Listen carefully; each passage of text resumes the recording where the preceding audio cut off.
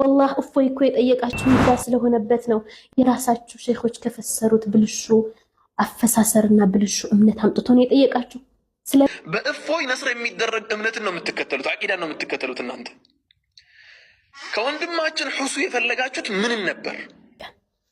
እና እፎይ ከሁሱ ምን ጠብቃችሁ ነበር እያልከን ነው አይደል? ጥያቄ እየጠየከን ከሆነ ምናልባት ለጥያቄ መልስ ከሆነ ለድነ እስላም ያለውን ቁጭት የሚወጣበት ሰው እኮ ነው እፎይን ፊት ለፊት ቢያገኘው እኮ ሌላ ነገር ሊገጥመው እንኳን ነፍስያውን ማሸነፍ የሚያቅትበት ሁኔታ ላይ እኮ ነው እፎይ ያለው።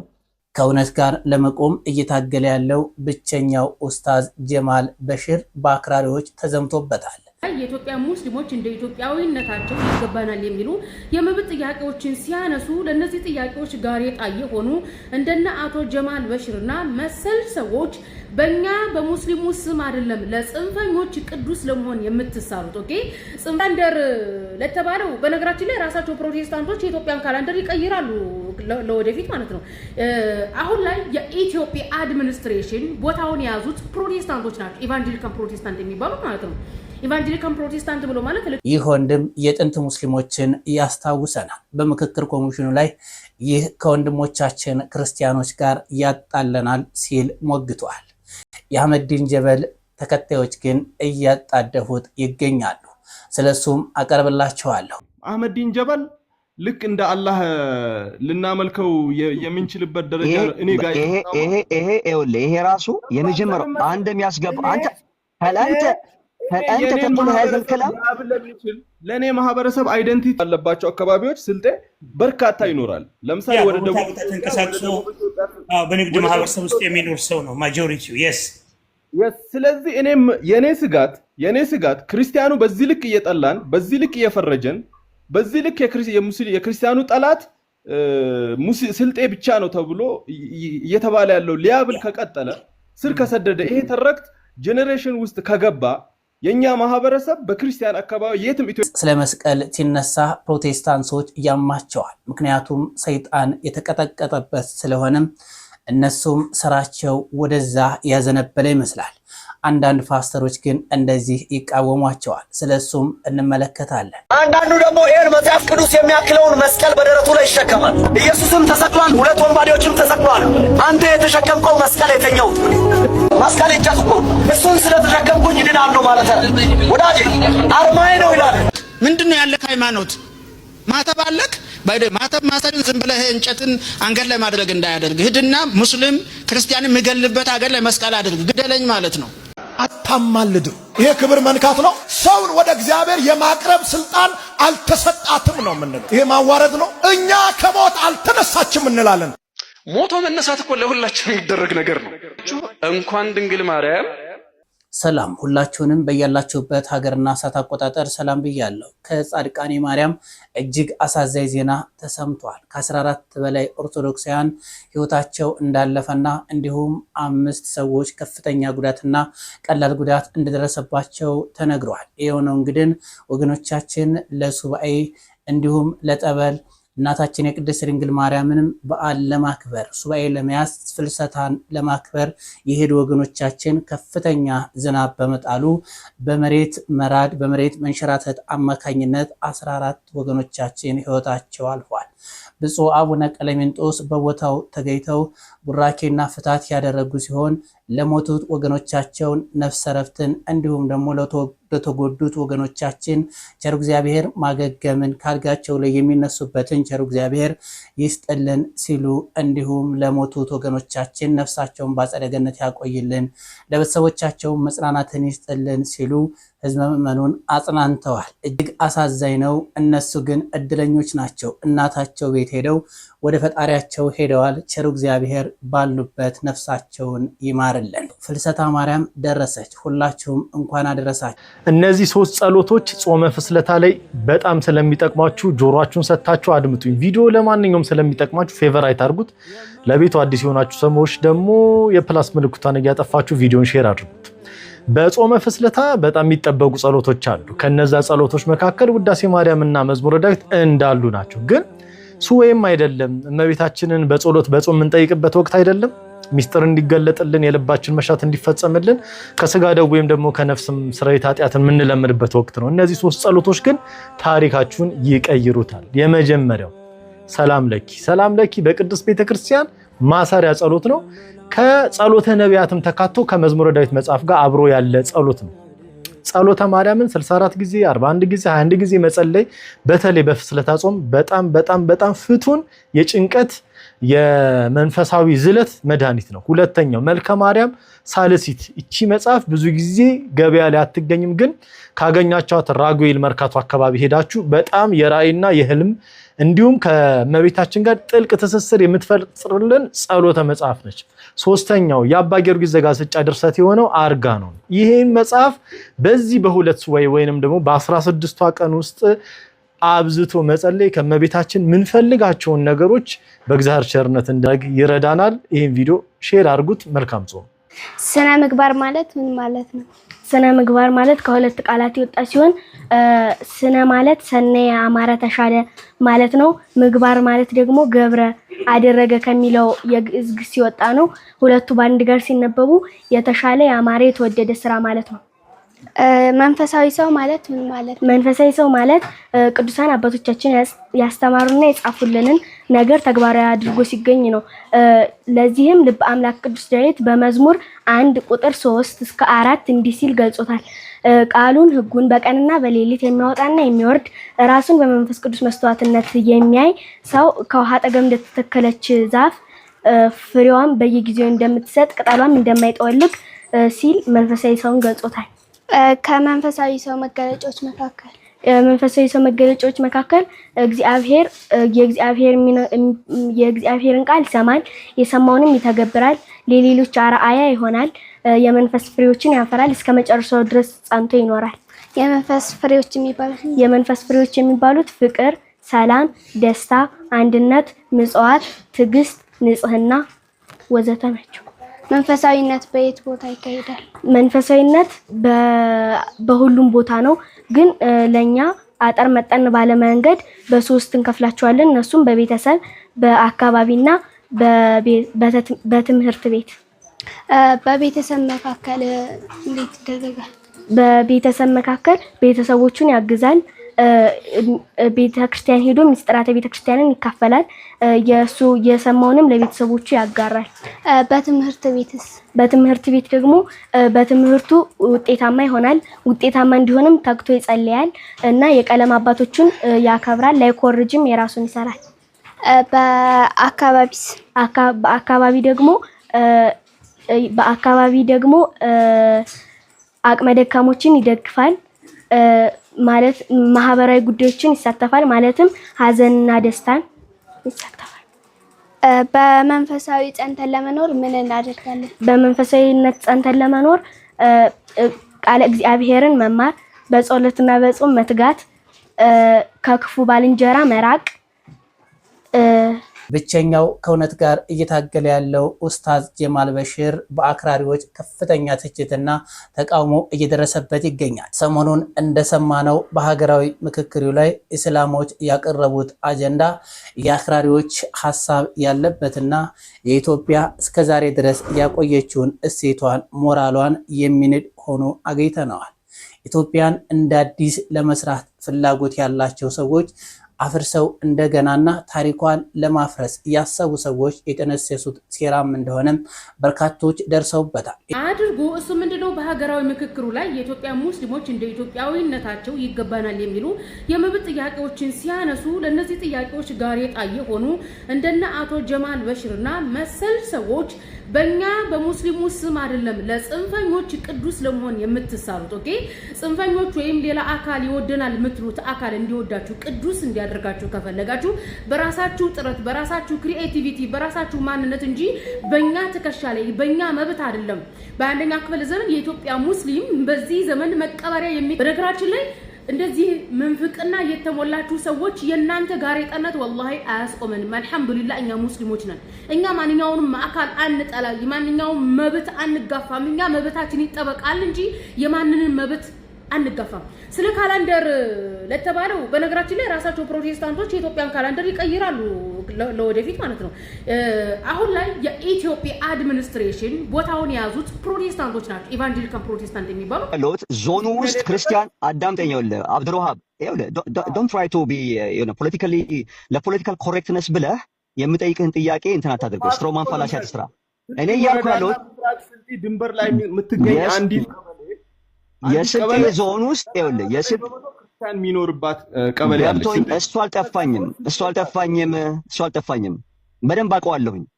ዞኑ ላይ የሚያሳድሩ አካላቶችንም አውቃለሁኝ። ዞኑ ላይ የሚሰራው እኔ ይኸውልህ በጤና ጉዳይ ዞኑን ከእግር እስከ አናቱ ድረስ አውቀዋለሁኝ።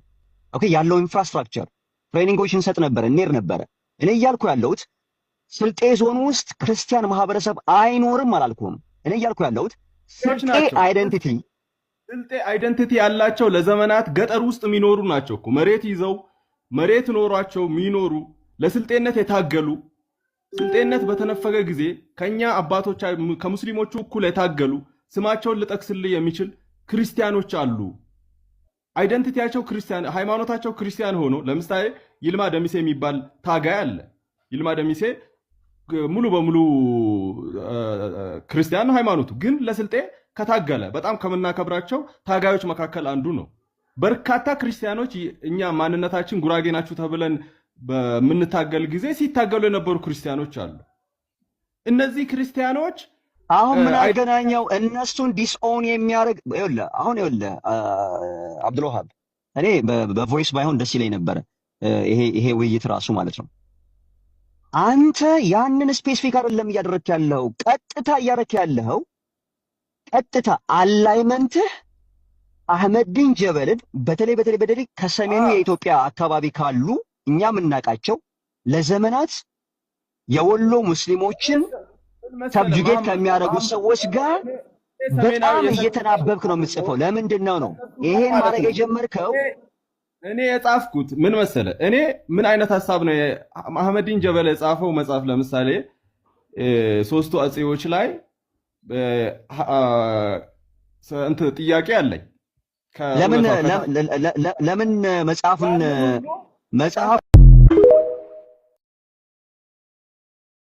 ያለባቸው አካባቢዎች ስልጤ በርካታ ይኖራል። ለምሳሌ ወደ ደቡብ ተንቀሳቅሶ በንግድ ማህበረሰብ ውስጥ የሚኖር ሰው ነው ማጆሪቲው። ስለዚህ እኔም የኔ ስጋት ክርስቲያኑ በዚህ ልክ እየጠላን፣ በዚህ ልክ እየፈረጀን፣ በዚህ ልክ የክርስቲያኑ ጠላት ስልጤ ብቻ ነው ተብሎ እየተባለ ያለው ሊያብል ከቀጠለ ስር ከሰደደ ይሄ ተረክት ጄኔሬሽን ውስጥ ከገባ የኛ ማህበረሰብ በክርስቲያን አካባቢ የትም ኢትዮጵያ ውስጥ የሚኖር ነው። ምንም አይነት ነገር ዞኑ ላይ የለንም። የኛ ማህበረሰብ የሚኖረው ስለዚህ የኛ ማህበረሰብ አታክ ይደረጋል ነው። ለምሳሌ የስልጤ ኮሚኒቲ በርካታ ከሚኖርባቸው መካከል ወላይታ፣ ጌዲኦ ምናምን ሙሉ በሙሉ ሊባል በሚችል ደረጃ ክርስቲያን የሆኑ ኮሚኒቲዎች አሉ። እዛ ውስጥ የሚኖረው ስልጤ ስራውን እንዳይሰራ እያደረግኩት ነው።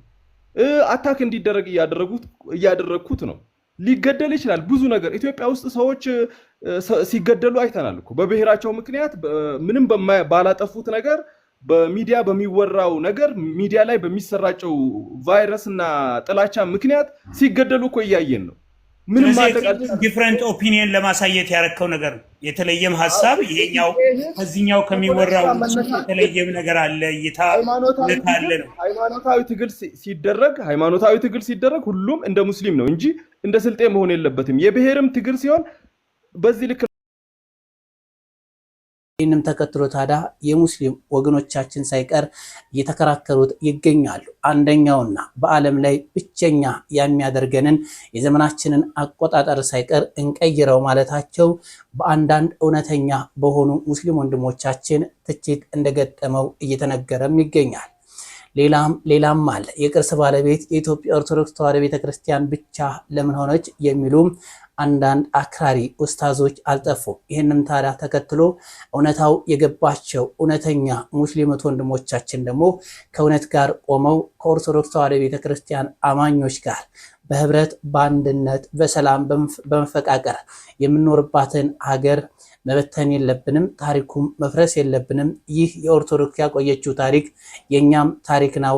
እሷ ተቀብላናለች። አሁንም በደስታ በሀገራችን በአንድነት እንኖራለን ሲሉ ሐሳብ አስተያየታቸውን ሰጥተዋል። والله እፎይ እኮ የጠየቃችሁ እንግዳ ስለሆነበት ነው። የራሳችሁ ሼኾች ከፈሰሩት ብልሹ አፈሳሰርና ብልሹ እምነት አምጥቶ ነው የጠየቃችሁ። በእፎይ ነስር የሚደረግ እምነትን ነው የምትከተሉት፣ አቂዳን ነው የምትከተሉት። እናንተ ከወንድማችን ሁሱ የፈለጋችሁት ምንን ነበር? ሁሱ ምን እንዲያደርግ ነበር የፈለጋችሁት? እናንተ ራሳችሁ አቂዳችሁ በጣም እያሳሰበን፣ እንዴት አድርገን እናንተን ከእሳት እንታደግ፣ እንዴት አድርገን በአላህ ሲፋ ላይ በአላህ አስማዎች ላይ ማስተባበልን እናስተዋችሁ እያልን እኛ ዱዓ እያደረግንላችሁ ለእናንተ እንኳን እኛ የእናንተ መንገድ ልንይዝ ማለት ነው። አንደኛ ዱዓችሁ ቀርቶብን ምናል እስላምን ባላሰደባቸው። ሱብሃንአላህ እነዚህ ሰዎች አሁንም አያፍሩም። የእፎይን መስመር ነው ነስር የሚያደርገውን እምነት ነው የሚከተሉት አልከን። እፎይ ጋርማ የምትዛመዱት እናንተ ናቸው። እፎይ እንደውም የተሻለ ጌታ አለኝ ብሎ ነው በእናንተ የተሳለቀባቸው። አንተ ደግሞ ወልዒያዙ ቢላህ ባሪያ ተደርጎ አይደለም ዛሂሩ መውጣት አይደለም ቀርቶ ወረቀት ላይ በትልቅዬ ወረቀት ተስሎ ራሱ ገበያ ላይ የሚሸጥ ባሪያ ነው ተብሎ ቢወጣ እንኳን የእናንተ ጌታ ሰዎች በርግገው የሚሸሹትን ነው እያመለካችሁ እየተገዛችሁት ያላችሁት። የአእምሯችሁ ጣዖት ሙሉ የሰውነት ክፍለ አካላት እንኳን ያላሟላችሁለት ያልተሟላለት። ወልዒያዙ ቢላህ አላህ ይጠብቀን። እና እፎይ ከሁሱ ምን ጠብቃችሁ ነበር እያልከን ነው አይደል? ጥያቄ እየጠየከን ከሆነ ምናልባት ለጥያቄ መልስ ከሆነ ለዲነል ኢስላም ያለውን ቁጭት የሚወጣበት ሰው እኮ ነው እፎይን ፊት ለፊት ቢያገኘው እኮ ሌላ ነገር ሊገጥመው እንኳን ነፍስያውን ማሸነፍ የሚያቅትበት ሁኔታ ላይ እኮ ነው እፎይ ያለው። ምን አተረፋችሁ ነው የምልህ። ደግሞ እፎይ ጋር ተከራክራችሁ ምን ትርፍ አገኛችሁ? ሐቅን አወቀላችሁ? ስለ ኢስላም አስረዳችሁት? ለመላው የታደመው ሰውስ ምን አተረፈ? ወደ እስልምና መጣላችሁ? አዎ ትክክል ነው እፎይ ያለውማ ትክክለኛው አላህ አምላኪ ነው አላላችሁ? አላለላችሁም። አላህን አሰደባችሁ። ዲነል ኢስላምን ክብሩን አስነካችሁ። ይህ ነው ወይ የሙስሊሞች ጌታ አስባላችሁ? በጌታችን በአላህ ሐቂቃ ላይ በአላህ እውነታ ላይ ካፊሮች ድንበር እንዳልፉ አደረጋችሁ። እስከዛሬ ካላቸው ለኢስላም ካላቸው አመለካከት የበለጠ ጠላት አደረጋችኋቸው። ይህን ያየ ነው። ይህ ነው ትርፉ አይደለም። ከሁሱኛ የምንፈልገው ነገር ሊኖረን ማን ወከለው? ከኢስላም ጠላት ጋር ሂዶ እንዴት ድናችን ያስደፍራል ብለን ነው የምንጠይቀው። ምን አተረፍክልን አይደለም የምንለው። ወላሂ ወቢላሂ ወተላሂ ይህን ብልሹ አቂዳችሁን አላህ እጃለው እግራለው ጀሃነም ይገባል የሚለውን እምነታችሁን ወላሂ ለዓዚም ከ10 ዓመት በፊት እኮ ተደብቁት ነበር። አይደለም አደባባይ ወጣችሁ ልትናገሩ ቀርቶ መስጂዳችሁ መጥቶ ሰው ሲጠይቃችሁ እኛ እንዲህ አንልም ነበር የምትሉት። ወላሂ ለዓዚም ሱመ ወላሂ እኔ በጌታዬ እምላለሁ እንኳን በአደባባይ እንደዚህ ተውሂድ አስመስላችሁ ልታወሩት ቀርቶ ተደብቁት ነበር። ሼኾቻችሁና ኡስታዞቻችሁ ብቻ ካወቁ ሌላውን ነበር የምታስተምሩት። ስለምታፍሩበት አይደለም ካፊሩ ቀርቶ ይሄንን እምነት ሙስሊሞች እንኳን ሰምተውት አያውቁም። አያቶቻችን ሰምተውት አያውቁም። ስልህ አያቶቻችን ቁርአን አልቀሩም እንዴ? ሙሉ የሐበሻ መሻይኽ ቁርአንን አያውቅም እንዴ? ሐዲሱ አልደረሰውም እንዴ? በማን በኩል ዲኑን አገኛችሁት? እነሱ እኮ ይህንን ለኡማው ለህዝበ ሙስሊሙ እኮ አላስተማሩትም። እንግዳ ስለሆነበት ነው የጠየቃችሁን። ከትክክለኛው ቁርአንና ሐዲስ አምጥቶ አይደለም የራሳችሁ ሼኾች ከፈሰሩት ብልሹ አፈሳሰርና ብልሹ እምነት አምጥቶ ነው የጠየቃችሁ። ስለገረመው እኮ ነው ይህን ጥያቄ ይዞላችሁ የመጣው። እናንተ ፈጣሪን ከፍጡር እንለያለን እያላችሁ የምታመልኩት አካልን ነው እያላችሁ እኮ ነው እንጂ ነባር ሙስሊሞች ጋር እፎይ መጥቶ ወላሂ አይወያይም። ያነበቡ ፓስተሮችና መጽሐፋቸውን የመረመሩ ሰዎች ኦርቶዶክስ ተዋሕዶ ቤተክርስቲያን ልክ ናት፣ እንደሷ መሄድ አለብን ይላሉ። አንዳንዶች ደግሞ ሳያነቡ በስሜት አደባባይ ላይ እየወጡ መጽሐፉ ምን ይላል የሚለውን ትተው ኦርቶዶክስ ተዋሕዶ ቤተክርስቲያን የኦርቶዶክስ አማኞች የሚያደርጉትን መስቀሉን ቅዱሱን መስቀል መቃወም፣ ድንግል ማርያምን መቃወም፣ ቅዱሳኑን መቃወም ሆኗል ስራቸው። ሰይጣን የተቀጠቀጠበትን መስቀሉን ይጠሉታል። ለምን ጠሉት? ድንግል ማርያምንስ ለምን ጠሏት? እንደሚታወቀው ይህ አካሄድ የዲያብሎስ ስራ ነው። አስቀድሞ የሚጠላው ቅዱሳንን ድንግል ማርያምን እንዲሁም ነገረ መስቀሉ ሲነሳ የማይወደው ዲያብሎስ በፕሮቴስታንቶች ላይ እያደረ እንደዚህ ያዘልላቸዋል። አንዳንዱ ደግሞ ይሄን መጽሐፍ ቅዱስ የሚያክለውን መስቀል በደረቱ ላይ ይሸከማል። ኢየሱስም ተሰቅሏል፣ ሁለት ወንባዴዎችም ተሰቅሏል። አንተ የተሸከምከው መስቀል የተኛው መስቀል እንጨት እኮ እሱን ስለተሸከምኩኝ ድናለሁ ማለት ነው። ወዳጄ አርማዬ ነው ይላል። ምንድነው ያለክ ሃይማኖት? ማተብ አለክ? ማተብ ማሰርን ዝም ብለህ እንጨትን አንገት ላይ ማድረግ እንዳያደርግ ሂድና ሙስሊም ክርስቲያንን የሚገልበት ሀገር ላይ መስቀል አድርግ፣ ግደለኝ ማለት ነው። መስቀልን ክርስቲያኖች ረግጠው በሮማ ክፍለ ዘመን ትፋበት ካድበት ከመባልበት ከምረግጠው ያዳነኝን መስቀል ሰቅዬ ይገደላሉ ብሎ ነው አንገት ላይ የወጣው ከመሬት መስቀል። ምንድነው ክታብክ? ምንድነው አንገት ላይ ያለው? ምንድነው የምትሞትለት ሃይማኖት? የለንም። ምክንያቱም ሃይማኖት ለኛ እምነት መገልገያችን እንጂ እምነታችን አይደለም። እምነት የለንም። ባይደዌ ትውፍት ከሌለክ የአባቶች አስተምሮ ከሌለክ የምታምነው አናቅስት ከሌለክ የምታነበንበው ከሌለክ መጽሐፍ ቅዱስን እንደ ፍጥቅጥሩ እያደረክ እየበተንክ ጌታ ተናገረኝ እያልክ ምትበታትን ከሆነ ምን ላይ ነው የቆምከው? ናው ዩ ስታንድ ኦን ዩር ኢሞሽን። ስለዚህ ኢሞሽን ላይ ከቆምክ ኢሞሽን ይወስድሃል። አታማልዱ። ይሄ ክብር መንካት ነው። ሰውን ወደ እግዚአብሔር የማቅረብ ስልጣን አልተሰጣትም ነው የምንለው። ይሄ ማዋረድ ነው። እኛ ከሞት አልተነሳችም እንላለን። ሞቶ መነሳት እኮ ለሁላችን የሚደረግ ነገር ነው። እንኳን ድንግል ማርያም ሁላችንም አዲሱን ትንሣኤ እንነሳለን። የሷ ቀደመ እንጂ የተለየ ነገር አይደለም የሚሆነው። የማይሆነው ነገር ሆኗል እሷ ላይ። ለማንም የማይሆን ለሷ ብቻ የሆነ አንድ ነገር አለ። በድንግልና ጸንሶ በድንግልና መውለድ። በድንግልና ጸንሶ በድንግልና ምን ማለት? አቤት መውለድ። ማንም ሴት የማትሆነው ክርስቲያኖች ያው ታውቃላችሁ፣ እንደ ጴጥሮስ ያሉ ሐዋርያ ሊወለዱ ይችላሉ። እንደ ቅዱስ ጊዮርጊስ ያሉ ሰማዕታት ሊወለዱ ይችላሉ። እንደ ቅድስት አርሴማ ያሉ የእምነት አርበኞች ሊወለዱ ይችላሉ። እንደ አቡነ ተክለ ሃይማኖት ያሉ ጻድቃን ሊወለዱ ይችላሉ። እንደ ጳውሎስ በመልእክትና በስብከት የታወቁ ሊቃውንት ምሁራን ሐዋርያ ሊወለዱ ይችላሉ። እንደ ድንግል ማርያም አምላኳን ልትወልድ የምትችል ሴት በምድር ላይ አትደገምም፣ የለችም። ማንም ድንግል ማርያምን ሆኖ እንደገና ሊወለድ አይችልም። በስጋም በነፍስም ድንግል ሆና አምላኳ ልጄ ማለት የምትችል አንዲት ሴት ብቻ ሆና አልቋል። ዓለም እንደዚህ ተፈጽሟል። የማይሆን ነገር በሷ ላይ ሆኗል ማለት ነው። በድንግልና ጸንሶ በድንግልና መውለድ፣ እግዚአብሔርን ልጄ ማለት፣ አምላክን በድንግልና ጸንሶ 9 ወር ማቆየት፣ ከዚያም በጀርባ ማዘል፣ ከዚያም ጡት ማጥባት። ክርስቲያኖች ይሄ ለሷ ብቻ የሆነ ለማንም ያልተደረገ ለማንም የማይደረግ ነው።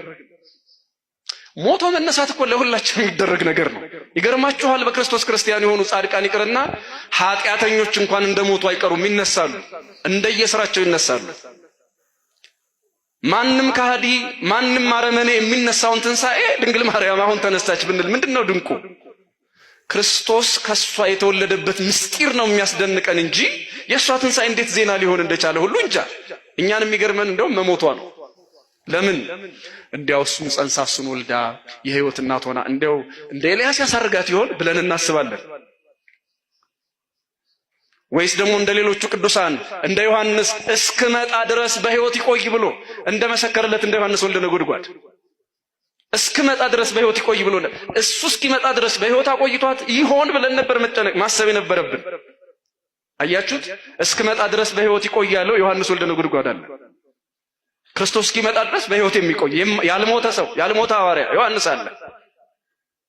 በእሳት ሰረገላ ያረገው የተነጠቀው ኤልያስ አለ።